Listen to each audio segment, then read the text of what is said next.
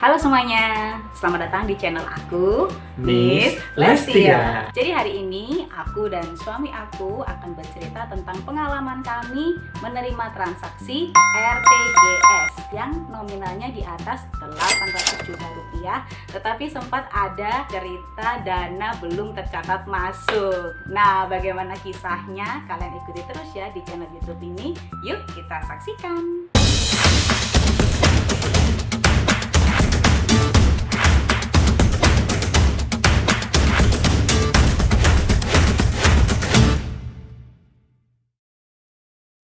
Oke sayang, ceritain dong gimana kisahnya kemarin itu. Pertama-tama mungkin supaya semuanya lebih paham, kira-kira itu RTGS sebenarnya apa sih gitu dulu deh. Oh iya, RTGS. Apa itu? R real time. Terus settlement. Bahasa sederhananya itu ngirim uang di atas 100 juta atau 100 juta Rp1 itu menggunakan RTGS. Tujuannya biar apa sih? 1, biar aman. 2, tercatat dengan benar. 3, itu bisa real time, masuknya cepat. Nah kebetulan kemarin ada kejadian waktu ada transferan sekitar 800 juta ke atas, ternyata belum masuk. Itu pengalaman yang sungguh berkesan Mendebarkan. mendebarkan berkesan. Nah makanya kita mau cerita ke kalian Oke. semua. Jadi waktu itu kira-kira awal mula kejadiannya gimana sayang? Kan waktu itu ada dagangan yang laku. Cie. Namanya juga pedagang. Kan nilainya cukup lumayan besar ya. Nah makanya itu waktu mau ada pembayaran, kebetulan pembayaran cash itu ditransfer. Mau nggak mau karena nilainya di atas 100 juta Rp1, maka menggunakan RTGS. Nah kejadiannya itu setelah follow up untuk pembayaran, akhirnya customernya membayar. Hanya bayarnya itu di hari Jumat sekitar jam di atas jam 6 sore lah kurang lebihnya. Jadi seperti itu. Waktu itu kan setelah kejadian jam 6 sore, besoknya itu ada kabar bahwa dananya nggak masuk gitu ya sayang ya? Iya, jadi dari finance itu mengabarkan bahwa dananya belum masuk. Nah, terus gimana? Akhirnya mencari-cari solusi, telepon ke call center, Tanya temen-temen. Teman yang di bank juga ditanyain. Kami berusaha mencari informasi yang benar ini gimana, apalagi kan sekarang lagi marak ya kasus-kasus Penipuan, kayak bener, gitu. penipuan. Kadang kan ada ya kalau misalnya teman-teman punya pengalaman bertransaksi gitu kan, kita kan biasanya pasti mengecek bukti transfer. Nah tapi dananya belum masuk gitu ya. Jadi sudah ada bukti transfer tapi dananya ini ketika dicek belum masuk. Kita berdua cari-cari info kan ke teman-teman. Salah satunya teman kami yang juga sama-sama kan dia juga pedagang gitu kan. Waktu aku tanya, sebenarnya mereka juga nggak tahu banyak, tapi katanya yang namanya RTGS itu sesuai namanya ya sebenarnya ya sayang ya. Harusnya langsung masuk. Real time kan, real Maksimal time 2 jam. gross settlement. Iya, jadi teman aku bilang itu bahwa maksimal 2 jam gitu, pasti dia akan masuk gitu. Jadi ya sempet panik lah. Panik ini gimana ini? Apalagi dicek di dana masuk itu belum ada, gimana? Kalau aku juga tanya temen aku yang di bagian keuangan gitu loh, karena kami berdua basicnya bukan orang keuangan ya, jadi kami juga minim pengetahuan soal ini. Nah, dan mereka bilang benar RTGS itu biasanya real time, memang maksimal itu bisa 2 jam sudah nyampe gitu. Cuman memang pertanyaan dari teman aku itu transaksinya jam berapa? Dan tadi kan suami aku bilang bahwa transaksinya itu dilakukan hari Jumat jam 6 sore. Kan waktu itu orang-orang pada tahu kan ya nggak mungkin lewat m-banking karena sudah ada maksimal transfer kan kalau lewat m-banking. Kalau info dari teman-teman kan bisanya itu langsung setor ke bank atau ke bank yang buka di mall biasanya sampai malam. Bener. Tapi si pengirim bilangnya sudah transfer jam 6 sore.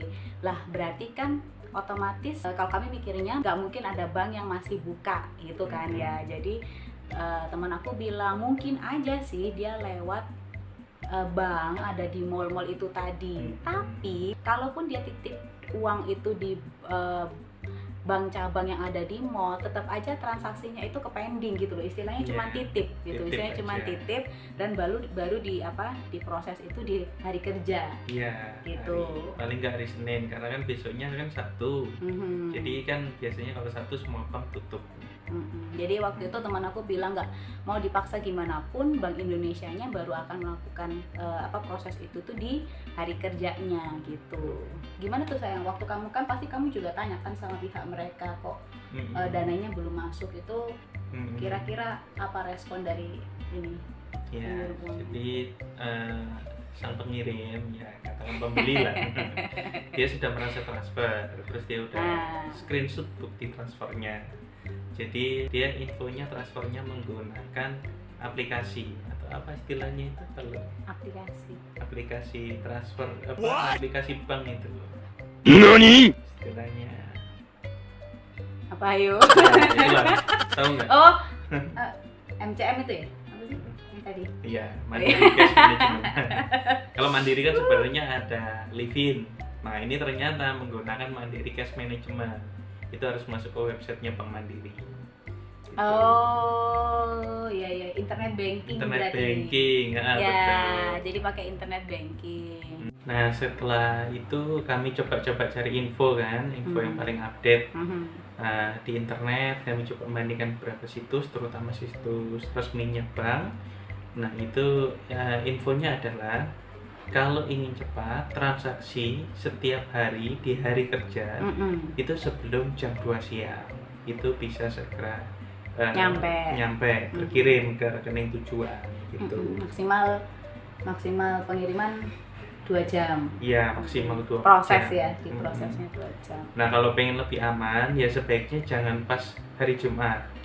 Kalau hari Jumat itu kan susah sekali ya, hari yang pendek istilahnya. Nah, karena ini kan sudah terlanjur nih transfer di hari Jumat jam 6 sore lagi. Nah, berarti kan otomatis mau nggak mau nunggu sampai hari Senin. Apa sih yang harus kita lakukan gitu kan? Nah, jadi yang pertama, sebagai seorang pedagang yang baik, tetaplah berprinsip. Jadi kalau uangnya sudah masuk baru kirim, gitu. Pertama ya. Ya, tapi kalau uangnya belum masuk nggak usah dikirim dulu karena gini. Kita akui aja keadaan tentang penipuan itu banyak banget, gak hanya nilai besar kok, nilai kecil juga ada. Nah kita harus waspada daripada rugi kan ya, nggak enak. Nah terus yang kedua, tetap menjalin relasi hubungan baik dengan customer.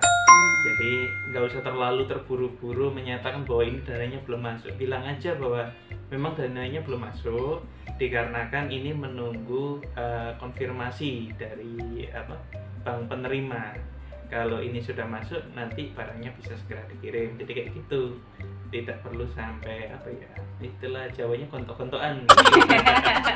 Dan satu tips yang membeli di atas nilai 100 juta itu pasti barangnya adalah barang yang tidak terlalu urgent.